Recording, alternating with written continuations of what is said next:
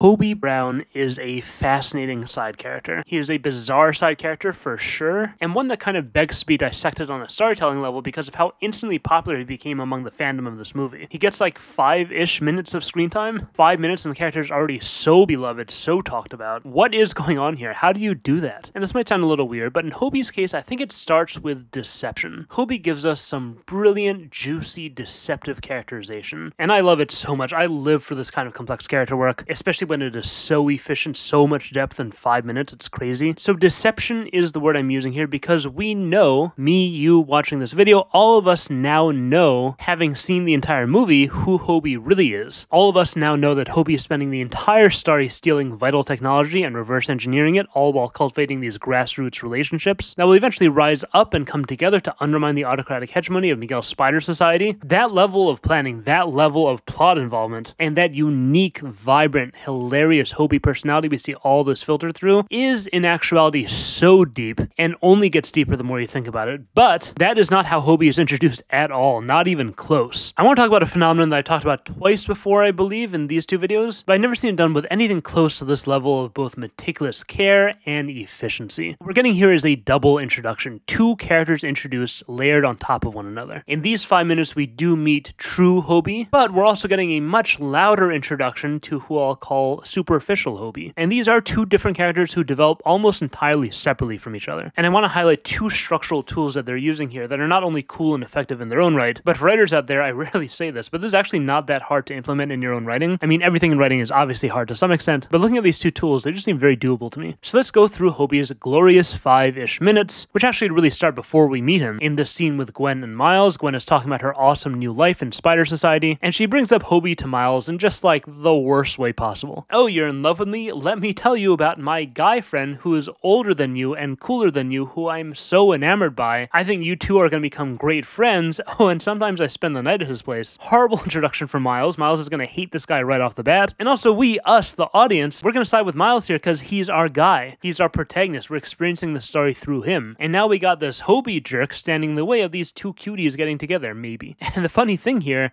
is that all of this is based on nothing about the character. None of what we know about Hobie is about Hobie. It's only about Gwen's relationship with him, and even that we don't actually know. We're worried, but we don't know. And despite all this, we already have ill feelings. So who is Hobie at this point? Hobie is Gwen's friend. He's a competitor to Miles, and we don't like him. Superficial Hobie is who we're being introduced to here in the most superficial way possible. And then when we do meet Hobie for real, he just confirms everything Miles feared, everything we feared. Right off the bat, he humiliates Miles by easily doing what Miles failed to do, breaking the barrier. And also Gwen is so happy to see him. And also he's best friends with the other cooler, better version of Miles. English for we get along great and we're close friends. And then now he's lecturing Miles about how to use his own powers. Main advice, use the palm, not just your finger.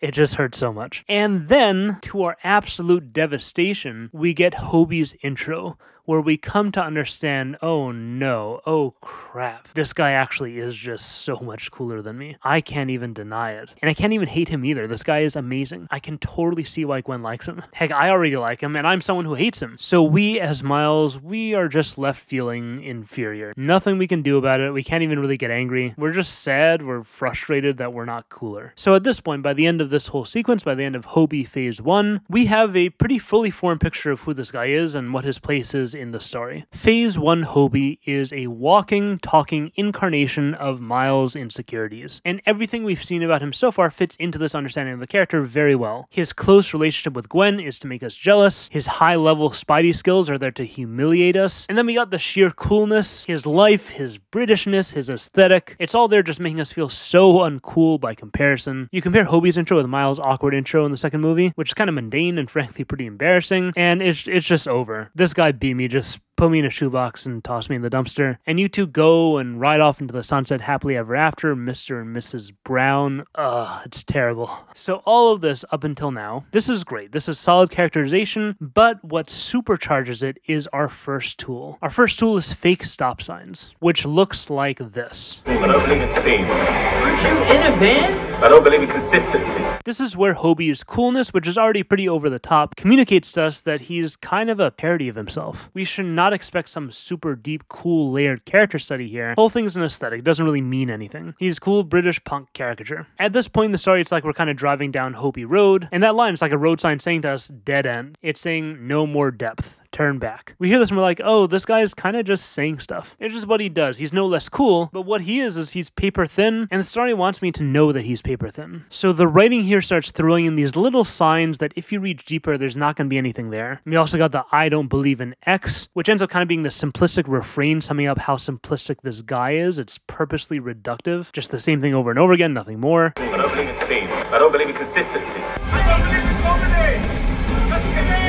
And at that point, we're starting to see no one takes this guy seriously, not even himself. From here, in addition to this first kind of fake stop sign, changing things up a bit, the story gives us another totally different kind of fake stop sign, in the form of a cute little arc. We've seen enough to conclude that Hobie is Miles' insecurity incarnate and nothing more, and the story has kind of thrown at us this arc that begins with Miles getting humiliated by Hobie, and then we go off and we fight Spot a bit, and we save some Mbaton people and break canon, and now huzzah, Miles was a good Spider-Man and he saved the day. Pav is indebted to him, Gwen is impressed with him and she's all warm and loving again, and even Hobie, even cool British anarchist punk Hobie, who I will never be as cool as, even he is blown away by what I did. That is a nice little arc, and it's done. We've overcome our insecurities, and the walking symbol of our insecurities is congratulating us. We've conquered the character flaw, and just like we're done with this new Spidey, we are also officially done with this new Spidey, right? Oh, never mind, I guess he's coming with us. That end of the arc, that stop sign we saw there, I guess that was fake, and the story is continuing?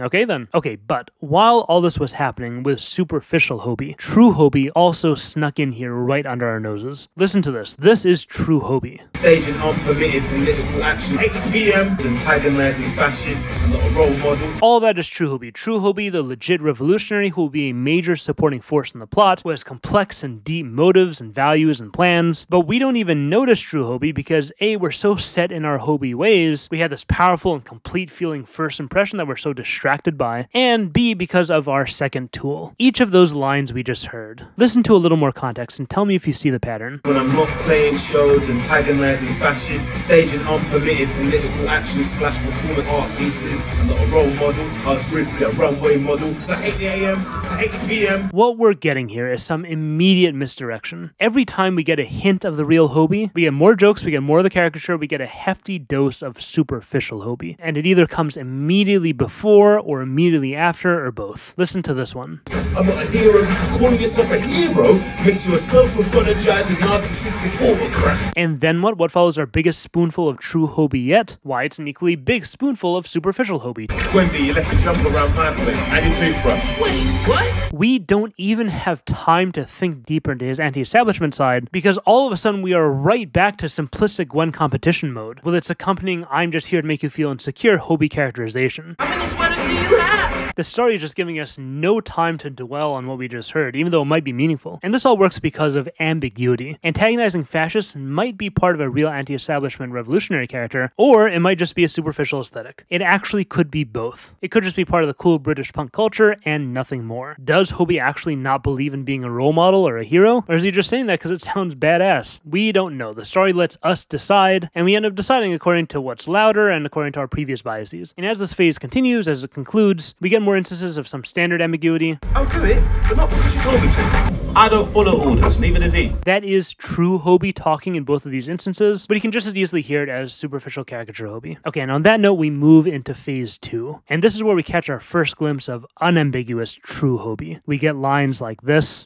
Wendy, how much have you told him? About his place and all this?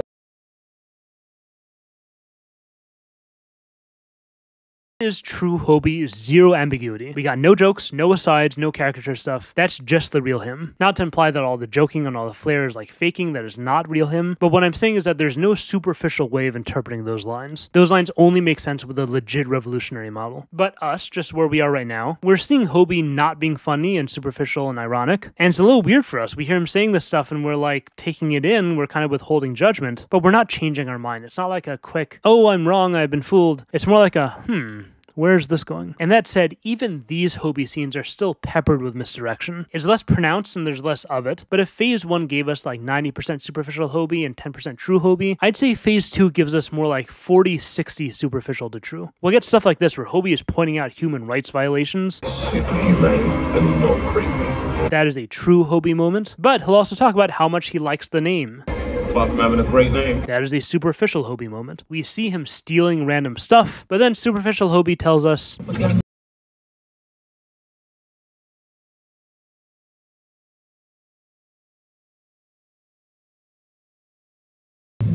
and we chalk the whole thing up to superficial Hobie. This guy's not up to anything serious. It's Hobie. Listen to how he talks. He's just being mischievous. Don't take it too seriously. In this sequence, Hobie actually has a real heart-to-heart with Miles, and that is probably where we start to think maybe we were wrong about this guy. Maybe there is a true Hobie that we missed, and maybe this guy is some kind of oppositional force to Spider Society. And even as that is starting to enter our mind, we get more deception. I mean, is this deception?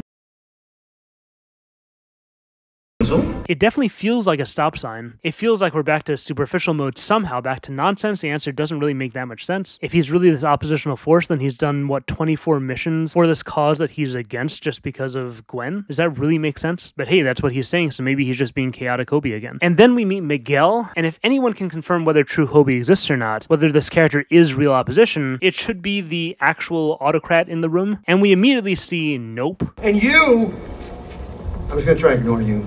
I just can't. I can't I ain't even in. Miguel does not take this guy seriously at all. That is another stop sign right in our face. And I think my favorite example of all this, and the most subtle in my opinion, is that just when it starts to really sound like he's trying to talk Miles out of joining, we see him do this. And it's visually demonstrating to us, I'm not actually a serious barrier to anything going on here. And then before we can make any more progress in understanding Hobie, Hobie literally just leaves. He pieces out of the story. And even if we do kind of wonder, is this guy going to turn up again? The story is definitely declaring Hobie has exited this world and the narrative. And we watch this and we're like, okay, see you in movie 3, I guess? That version of the fake stop sign, the structural stopping point, where we assume we're just actually done with the character narratively, that only works if we feel like we've experienced a complete character we understand, who has fulfilled their purpose in the story. And with superficial Hobie, we have both these conditions easily fulfilled. Phase 1, we think this guy is Miles' insecurity that he had to overcome. That's what he is. And Miles does indeed triumph, function fulfilled, arc complete, that's it. So how does this work with our Phase 2 stop sign? Who do we think Hobie is in this phase, and why do we think he might be done at this point? So I think by the time we get here, by the time we see this, we have concluded that Hobie is this story's voice of dissent. But he's nothing more than a voice. No action is taken. And this is a necessary function because we have Miles who's a little too excited about joining the Spider Society. The narrative needs a cautionary voice that we've built up respect for, that Miles will hear and proceed to ignore until he cannot ignore it any longer. And that is exactly what happens. Once Miles sees for himself what Hobie was warning him about, we have no more need for our voice of dissent character. So that's it. Hobie out. That's all, folks. Oh, sorry, wrong Spider-Man. So phase 2 ends. Once again, we think we understand Hobie, and then we move to phase 3, which is barely a phase, and Hobie is barely in it. This whole time, it turns out Hobie was building his own watch. He sends one to Gwen that enables her to form her own elite spider force, and thus begins the very real revolution against the Spider Society that Hobie was working towards this entire time. And this is true Hobie. Superficial Hobie is nowhere to be seen. He's gone. Maybe he was never even really there. It's almost like it was a mask this whole time, and Hobie was hiding who he was from the very beginning. Huh. How about that? Didn't see that coming. I'm gonna show you my secret identity. Come out of it. And this phase 3 Hobie, this is the jackpot. This is the character that does just get deeper the more you try to understand him. And almost as soon as we meet him, the movie is ending, and we don't even have a chance to think into him. And this whole time, maybe we suspected that there's that kind of depth, but we didn't actually know he truly existed until the very end of the movie. And then we're like, oh my gosh, this character. But it does prompt the question of why. Seems like a whole lot of effort for 5 minutes of the movie. What exactly is being accomplished for the audience experience with this whole complex deception, misdirection, fake stop sign stuff? How does this make the story better? So I see 2 lessons underlying all this. The first one is simple, just that it feels good when characters surprise us like this. It's fun when characters keep us guessing. Basically, as long as it doesn't destabilize our story experience and there's a good payoff, we like this kind of characterization where the character exceeds our initial expectations. Simple idea, good note to keep in mind for characters of all sorts. Second lesson is this. It's not quality versus quantity quantity. No, when crafting rich, deep characters that will stick with you, quality is quantity. We go through phase 1 and get a bunch of fun scenes and a fun character with a simple purpose, that's great. And then we hit phase 2 and we meet Hobie the dissenting voice, a more complex character with a more complex purpose. And at this point we're like, wait a second, all that stuff from before, antagonizing fascists, hating autocracy, doesn't believe in teams, that stuff is starting to look really relevant again. I gotta go back and think about this some more. And wait, hold on again, when Hobie was cheering for Miles here, this wasn't a moment of overcoming insecurities at all. No, Hobie was cheering for him because Miles disrupted a canon event. And here he wasn't being a goofball. I don't follow orders, neither does he.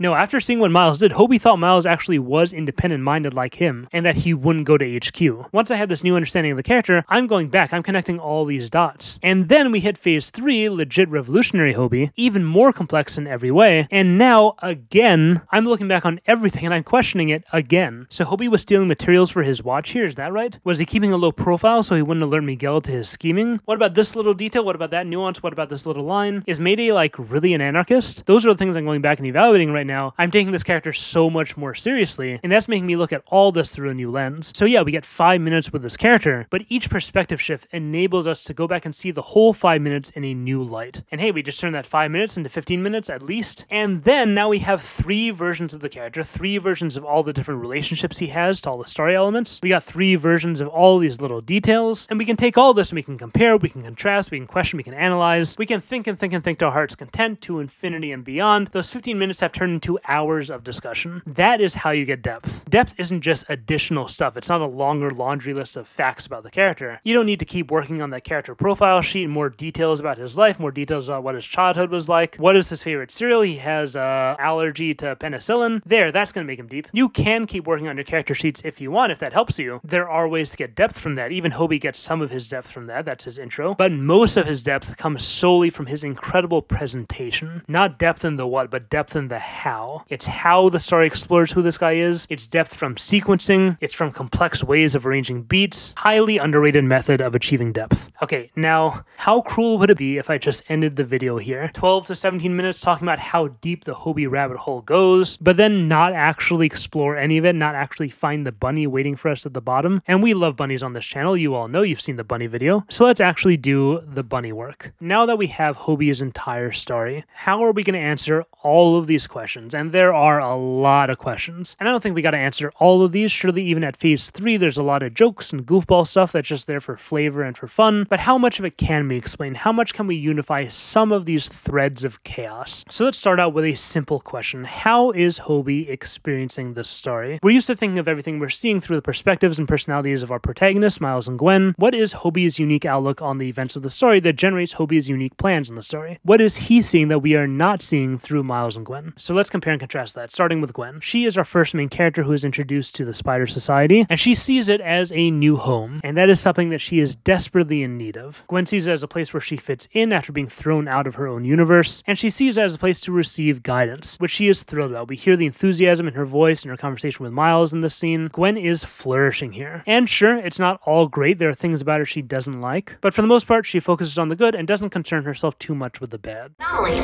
Folks who wound up in the wrong dimension. They're not very interested. What? And Miles at first is in basically the same position. He is floored. This is everything he's always wanted. It's grand, it's sciencey, he gets to make all these new friends, and best part of it all, he gets to be around Gwen. So in Miles' eyes, it's a place where all these spider people, all these people like him, all these friends, people he loves, people he likes, everyone is dedicating themselves to doing good for the multiverse in glorious superhero fashion. And what does Hobie think?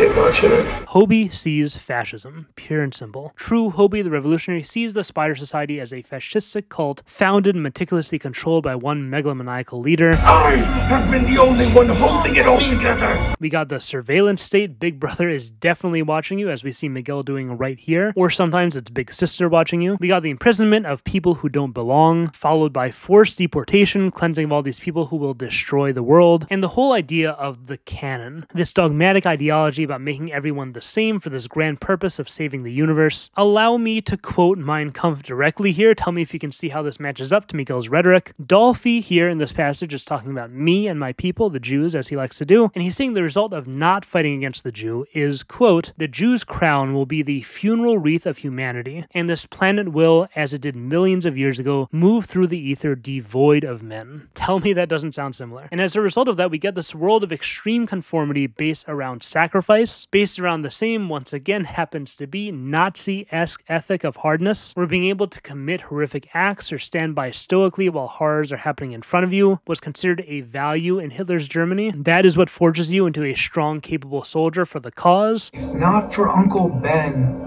most of us wouldn't be here, Miles. And this is getting a little dark, but let's lean into it. Let's get even darker. I'm not afraid to get dark when it's relevant. And I honestly do think Hobie has a distinctly grim view of what's happening in the story. What this really reminded me of is my Children's Room video, which is a very old video on my channel from the time I spent in Rwanda studying the Rwandan genocide. Quick summary: Rwandan genocide, about 2 million Hutus killed about 1 million Tutsis. And these were two groups within Rwanda that were very mixed, especially at that time. And that's something that unfortunately made the genocide way more horrific. Listen to this, and trigger warning just for the darkest side of humanity. Hutu women, those were in mixed marriage, so they turned against their own husbands, and some turned against their own wives, and they killed their children.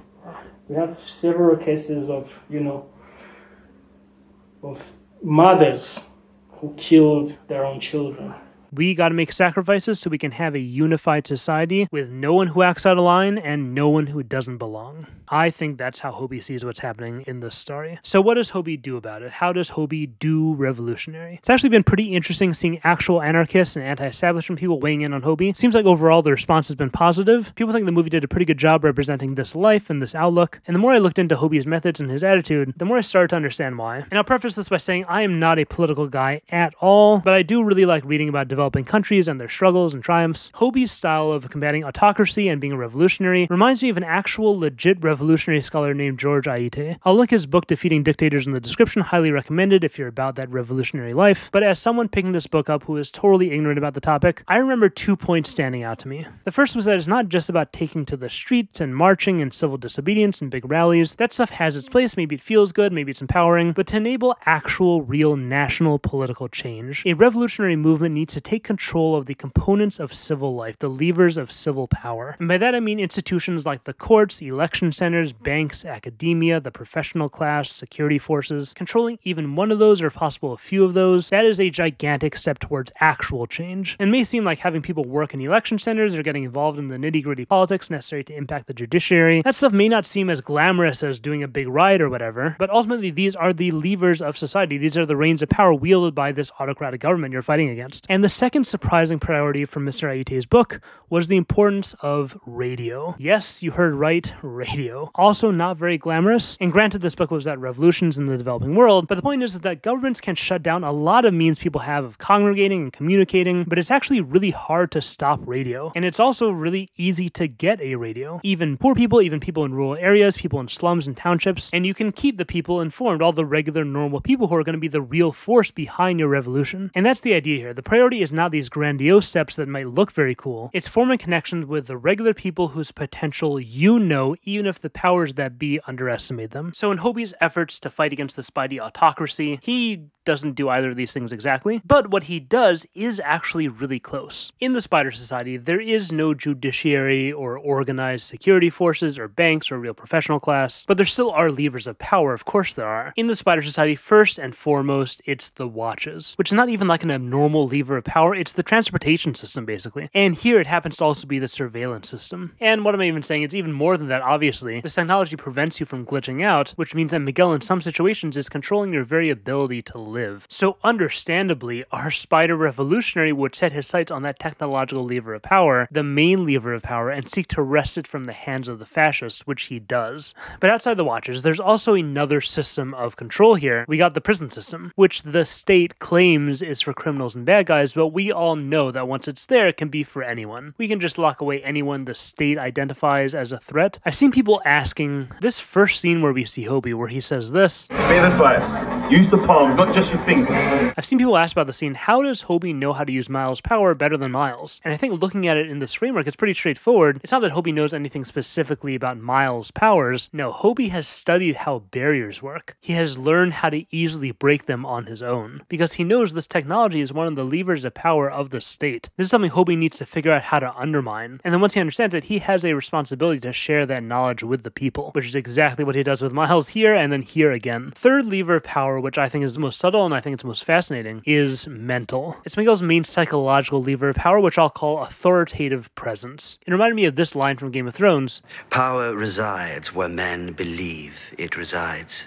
It's a trick, a shadow on the wall. Miguel is a character who casts a very big shadow. Figuratively and literally, he is this hulking, domineering physical presence. He has this aura of respect for what he's accomplished in terms of his history, in terms of what he went through, in terms of what he's built, but also just the prowess he's demonstrated in the field. He's earned respect there pretty thoroughly. And then even just like his voice, just the way he speaks, it's the kind of voice that makes you want to listen, makes you want to obey. And Hobie cannot be that. He can't take a portion of that authoritative presence for himself just to break the monopoly, and he wouldn't want to either way. But once again, he absolutely can undermine it. He can be a voice of mockery, which is a crucial tool to combat power. Humor, satire, laughter. That is what undoes these kinds of R's. It's what shines a light on the shadow. Hobie can also act as a picture of disrespect. He can be the person who doesn't exactly fall in line even on missions, so that other people can see that that happens and it's okay. Call that one myself. I slipped. You?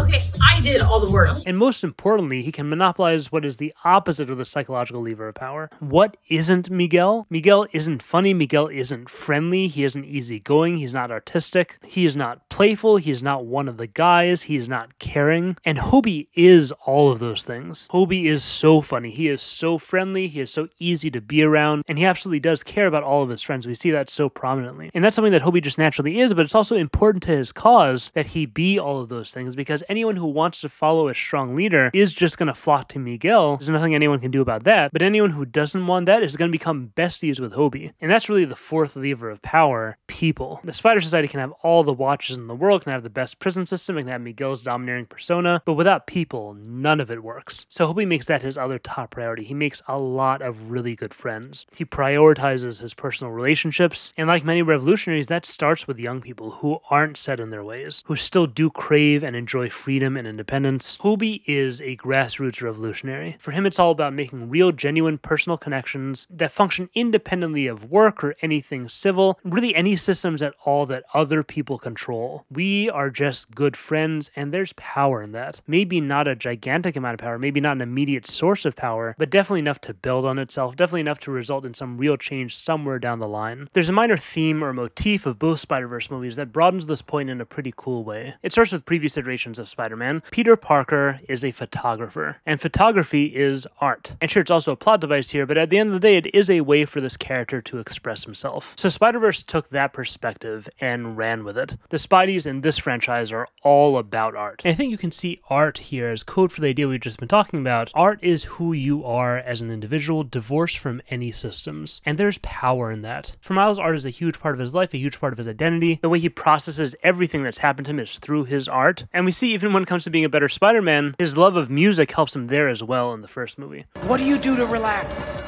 Needless to say, Oh, for crying out loud. And then with Gwen, you see this to an even greater extent. She consciously understands her artistry as crucial to being a superhero. And you swing and flip with the grace of a trained dancer. When she's mentally preparing for the most difficult spider work of the Vulture fight, we see and hear her drums playing in her head. That sense of fluidity, that sense of rhythm is everything to her when she's operating at the top of her game like this. And she even makes it an iconic part of her costume. She stubbornly wears her point shoes into fights, despite it probably not being the most practical shoe for the job. And we eventually do see her switch into her chucks when she's in the Spider Society. And we got a couple more little hints from other characters. Pav's whole style of Spidey skills is extremely artistic. It's like one part professional yo-yo / Diablo, one part dance, one part acrobatics, and it's all combined with his traditional fashion. Very artistically expressive. And I'll even mention, for what it's worth, Rip Peters' Christmas album. That counts, sort of. But then you have Hobie Brown, aka Spider-Punk, the spider who literally named himself after his favorite genre of music. Hobie epitomizes this idea. He is by far of the most artistic of the Spideys we've met. His art isn't just a mindset or a style for his fighting, he literally uses his guitar as a weapon, and we hear him say when he's antagonizing fascists, he's doing it by putting on shows and doing performance art. He sees art as intertwined with his ideological fight in that way as well. And then we have his sense of fashion. Even aside from being a runway model, his sense of fashion is just by far the loudest of all the Spideys we've met, from the clothes themselves to the spiky mohawk to all the little pins and accessories he's attached to his suit. And then when he talks about his friend Gwendy, he even sometimes calls her his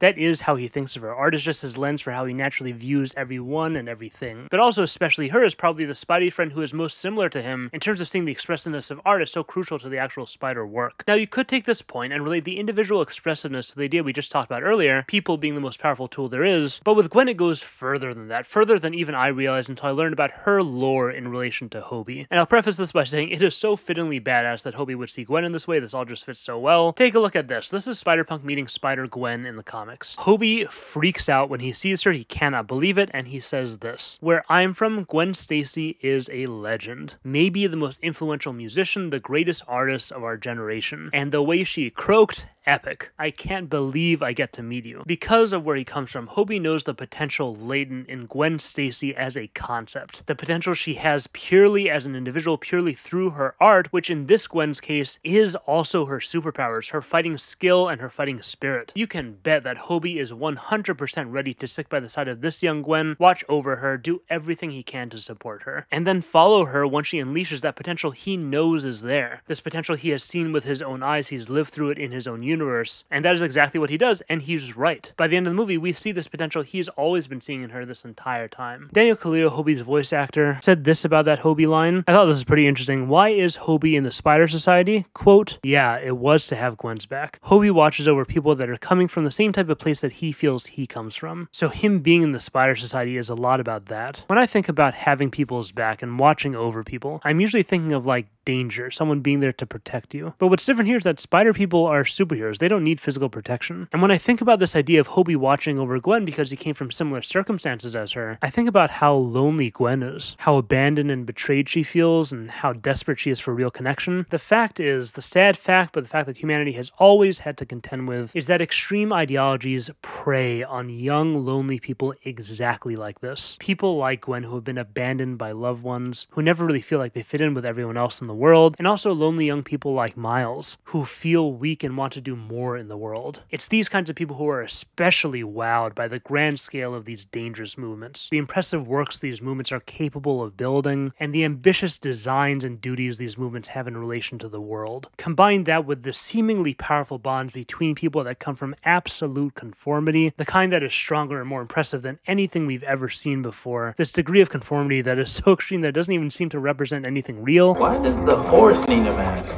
And it's on people who have been through that, people like Hobie who understand that emotional state, to just be there for all these lost young people, not necessarily even as a role model, but just as someone they can see, someone they can look at and say, if this guy can be even cooler underneath the mask, maybe I also don't need it. Hobie Brown is like storytelling slapping us in the face and saying this is what side characters can be. Plot-wise, they needed him for two things: make Miles jealous and give Gwen a watch. You could so easily do so much less and still end up with a character that accomplishes these goals. But instead, we look at this potential relationship with our female lead and say, okay, we could just have this be the simplistic nothing jealousy thing, okay? Or we could do more, we can make it a love triangle. Everyone loves love triangles. That is sarcasm. Seriously, we can look at this, we can just do the normal thing, but why do that? Why not do something more? Why not do something different? Why not just ask the question, how can I make this more interesting? What more could this relationship be? We need a cool guy? Could just make him handsome and capable? But again, ask the question, what more could we do here? Even as a punk, we could just make him superficial punk aesthetic Hobie, and then that's it, that's where it ends. Punkness is this interesting thing. What could punkness bring to our story that it doesn't have? What kinds of themes, what kinds of ideas, what kinds of perspectives? What would a punk say about the story? What if we actually just forget everything we planned for this movie for a second here and ask that question genuinely? What is this story in the eyes of this character we're designing? Let's take a moment and explore that experience, really consider it honestly. If a real genuine punk superhero walks into the Spider Society, meets Miguel, meets all these young Spideys, hears these ideas about canon, how does he react? What does he do? How does he feel? What kinds of things does he say? What does he want to do about it? And what do his relationships look like along the way? Asking those those kinds of questions, that is how we end up with this degree of richness. It's how we end up with all these beautiful little details of how he interacts with Miles and how he acts around Miguel and how he regards his drummer. All these intricate relationships that are way more than what we usually see with side characters. It's how we end up with this character who doesn't just do stuff, but is an entirely new lens to view everything in the story. And then they weren't even satisfied with that either.